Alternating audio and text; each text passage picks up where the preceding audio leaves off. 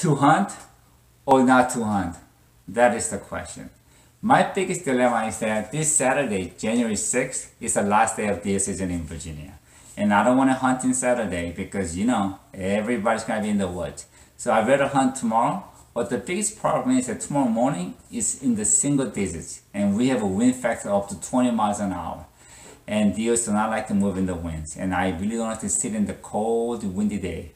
Now, I read somewhere that deer's advantage of sense of smell and their hearing is kind of useless in a very windy, noisy day. So they really don't like to move around a lot. They just like to stay put. And if they're moving, they like to move really, really quick. They're not going to be just moseying around. So, I've seen this in person, so I know that is true. So, but then again, I haven't shot my buck yet this year, so I'm still hoping to see a buck. So, I'm still deciding whether I should go or not. And the reason I couldn't hunt earlier this week is that my hunting buddy, Doug, he's been away for a business trip and he's coming back tonight. And we talked on the phone and we're talking about going out tomorrow, but still haven't decided yet. I know what you're thinking. You're thinking, David, just shut up and go hunting. This is your last chance. But in Virginia, we have what we call Northern Virginia early and late antlerless only firearm season that starts early as September 2nd and ends in March 25th. So I still have plenty of season left. Now, but I could only shoot a buck to the end of this week. So I will probably go hunting tomorrow. If I'm hunting tomorrow, I will be taking my Browning BAR lever action. This is chambered in .358 Winchester. This will be a perfect rifle to use tomorrow for a very windy, fast-moving day. Now, I have an open sight and I have a Rupo scope on top. With the open sight, I have no problem hitting a 3-inch target up to 50 yards. One thing great about Browning BAR lever action, besides from their accuracy, they're very fast action. I know some of you are saying 350 what? This is 358 and this is 308. Now 358 uses the same case as 308, but it's necked up to shoot 358. Now this shoots 200 grain, and this can really buckle wind really well. And also it could shoot through a lot of brushes. I've done it many times, and it's got a great knockdown power. And yes, I am planning to make a review video on Browning BAR lever action chambered in .358. It is now 8:30 Friday, January 5th. And as you can see, I didn't go hunting. Reason being, my hunting buddy Doug was stuck in Philadelphia last night due to a bad snowstorm. And all the flight got canceled. So I'm praying today he could come home today so we could hunt tomorrow. Now tomorrow's gonna be very cold in the morning. It's still gonna be in the single digit, and we're gonna have a wind up to 15 miles an hour. So I'm still taking my Browning BAR. And when you're hunting late season, you have to be very careful not to shoot antlerless buck, because I've seen quite a few bucks dropping their antlers in December. So make sure it's not antlerless buck before you pull that trigger. Okay, it is now 3:10 p.m. and we didn't hunt this morning because it was way too cold and windy. Even now it's really cold and windy. I don't know if you could hear the wind or not, but we'll see what happens. My other hunting buddy Steve was out yesterday morning and he told me it was cold. But he was in a ground blind with a heater. And he didn't see any deer at all. And he heard one gunshot from a distance. And he told me I didn't miss nothing. It is now 3:40 and it is cold. As you can see, it's completely frozen and it's really windy. The trees are cracking everywhere. I love being in the woods, but a day like today, I really question my sanity.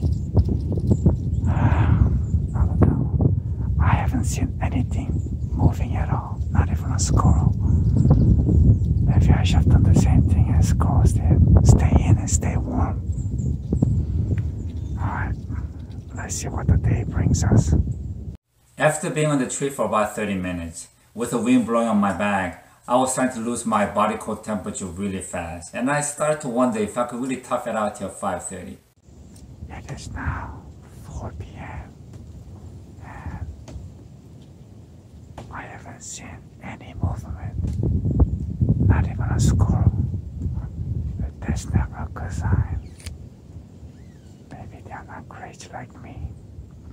The wind seems to be getting stronger and temperature's dropping pretty fast. Yeah, it's pretty cool. The single most important factor in any shooting is having a solid rest. And this is where my vice grip comes really handy. And also, I have this what they call an easy hanger, and I just screw this on the tree where my gun rests won't reach, like on your right side, and you have a solid rest all around you.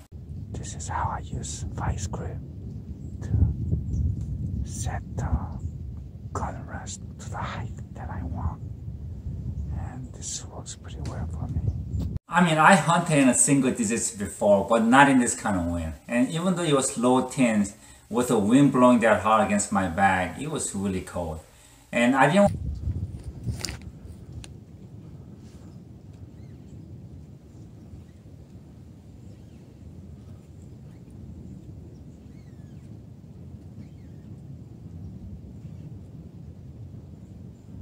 I don't know if you could see this, but there is a deer.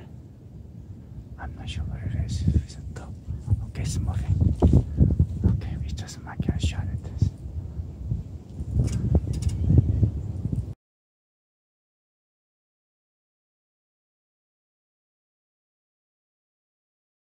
I didn't want to make the same mistake as I did last time. So this time I made sure I had everything on my screen.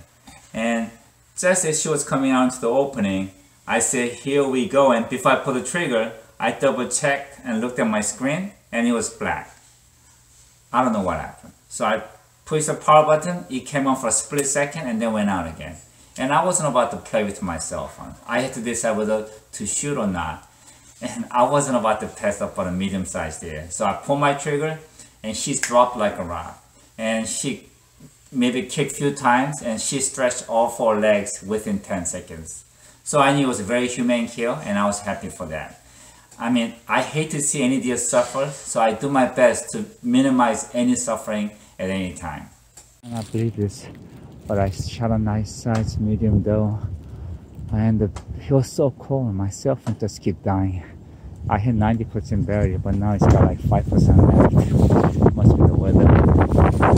Sorry about the shot. Sorry about not catching the shot on the film, but it was just when she came out, the cell phone died, and it just won't come back on. After putting cell phone in my pocket, I got all my stuff ready and came down to the tree stand and approached my deer. And when I pulled my cell phone out and turned the power on again, it came on, but it was only showing 5%. So as I was filming again, it went out again. Here's the doe that I shot yesterday. And if you look at the entrance hole, it's a little bit bigger than a quarter. But what's really impressive is that if you look at the exit hole, you can see how big it is. Now look at the size of that hole. That's the 358 exit hole. And you could see the entrance hole from the other side. You could put a baseball through it. You could see how much damage it does. Here is the shell that took the doe. And if you look at it, you can see how big that hole is. I mean, this is big as the shell itself. And if you look at it, there's some blood stain. The reason being is because I ejected my empty shell after I filled the rest of the deer. Now, I never chamber my next round unless there's a very good reason. Now, the reason I don't like to chamber my next round is because I don't want to climb down the tree with a loaded gun. It could be a big safety issue. In fact, as soon as that I know the hunt is over, I just unload my gun. And when I approach my hunting buddies, first question that I ask is that, is your gun unloaded? If not, it should be unloaded. And you don't really need to walk out of the woods with a loaded gun unless you're hunting in a bear country. And lastly, I don't want to come to my car and approach a law officer and realize my gun is still loaded. You could get in trouble for that. There are a few things that I keep in mind when I go out on an afternoon hunt. Number one is that I have to prepare myself to direct the deer out in dark, meaning having light and extra snack and some water. Number two is that I make sure I know the terrain really well, because after the sundown, everything gets really different. You could get turned around real quick. And if you don't know the terrain, you could get yourself in trouble. And just like today, if your cell phone dies, you can't really depend on any kind of app to get you out. And number three is that you have to prepare to process the deal next day, because when you come home, it gets cold and you are hungry and you might not want to process it that day, just like I didn't want to. So, but before you let it just dry, you have to make sure you remove the tenderloins so that they won't get dried up real quick, because they tend to. And next day, you could take care of your deer. I had my shares of hummingbirds, but none of them really kept me warm. And the ones that did keep me warm was just way too bulky. And I gave this one a try. This is from Costco. Cost me $29. And this is super warm. And it's got good traction. They're very comfortable to wear, and they're not very heavy. And they're pretty light, but they're insulated really well. And, you know, climbing the tree stands and everything, it feels comfortable, and it's even good to drive in. So I really like it a lot. You might want to give it a shot. I just came back from walk with my wife, and it is still freezing out there. Whew. Anyway, Doug also shot a nice doe yesterday with the same rifle that he missed about a month ago. So he had his redemption doe. Congrats and good job, Doug. Hey, David, what happened today? Today was really cold and windy, it was too cold. And I think the wind factor was about 20 miles an hour. And the temperature was about 18, but after the sunset, it was dropping down really fast. Right. And just when I thought I couldn't stand it anymore, I shot myself a medium-sized doe. And right before 5, I heard you shoot. And this is the ground. So this Another nice sized doe. This is a very nice size doe, so it was a good day. good job, Doug. Congratulations, David. We call this a redemption doe. How's that? Right. It looks like I'm not getting my buck this year, but it's okay. We usually consume about 6 to 7 deer per year, so that was my number 5 doe. So I still have maybe 1 or 2 left, so I still have my season. And I got till March 25th. I doubt I'm gonna hunt till March, but probably in January, maybe even early February. We'll see. As I promised you, I'm gonna show everything as it happened, even my stupid mistakes. Maybe we could all learn something from it. And the lesson learned today was that you cannot depend on your cell phone when it's really, really cold. So you have to have a backup plan. And never leave your cell phone out when it's really cold. Keep it warm. And lastly, thank God for what you have. Enjoy your life with what you got, but mostly stay safe. See you.